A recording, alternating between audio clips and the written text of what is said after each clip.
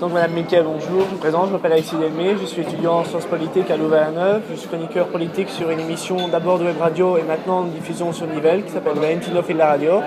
Et ce serait pour avoir votre avis sur la jeunesse belge en général, l'évolution de la Belgique suite aux différentes réformes de l'État et comment vous voyez donc l'esprit de la jeunesse à l'heure actuelle et comment vous voyez la Belgique évoluer au fur et à mesure de ces prochaines années.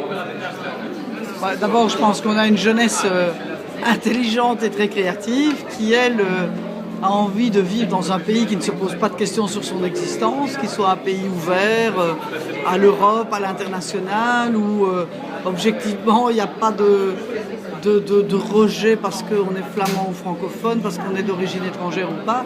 Et en fait, c'est une jeunesse qui a envie de construire un nouveau mode politique et de combat politique, et je ne pense pas que les combats institutionnels l'exaltent. Je pense qu'elle a envie de sortir de la crise, qu'elle a envie de construire un nouveau grand projet pour ce pays, pour cette Europe, hein, parce que c'est une jeunesse mobile qui va étudier ailleurs, qui parle plusieurs langues. Donc je pense qu'elle est juste en train de définir les contours d'une toute nouvelle démocratie du XXIe siècle, qui sera bien différente, avec des combats, j'espère, un tout petit peu plus intéressants parfois que tous ces combats institutionnels des 20 dernières années. Donc selon vous, la Belgique les jeunes Belges vont pouvoir relancer la Belgique et peut-être essayer aussi de créer une Europe encore plus compacte et plus dense et unie à ce niveau-là? Ou est-ce que l'Europe va continuer dans ce cas-là à être assez séparée en certains Belges? Je pense que voilà, la jeunesse, elle en a marre de devoir avoir un complexe parce qu'elle est belge. La Belgique est un grand pays plein de talents. On a Stromae, on a les Diables Rouges, on a un prix Nobel, on a des performances socio-économiques qui en font rêver pas mal quand même au niveau européen. On est au cœur de l'Europe, on parle 2-3 langues. Et donc, soyons décomplexés, soyons fiers de nous-mêmes sans être prétentieux, soyons des constructeurs d'Europe parce qu'on l'a toujours été et qu'elle en a bien besoin, soyons des citoyens du monde.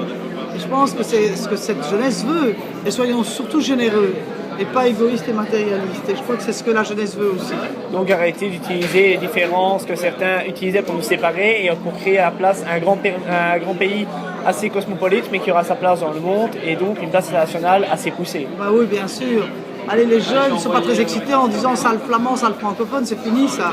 C'est des combats, j'espère, un peu du passé. Alors oui, on a un nationaliste. Oui, on a un parti comme la NVA qui veut casser la Belgique. C'est pas un discours qui nous parle, quoi. Voilà. Ben, je vous remercie au nom de toute la jeunesse Carolo et de l'émission Valentino fait de la radio de nous avoir accordé cette interview. Merci beaucoup. Voilà, bonjour à tous les Carolos. En fait, je suis Carolo moi-même, donc ça me fait plaisir de parler. Ben voilà, après pour le mania, tu continues dans le politicien Carolo. Merci beaucoup.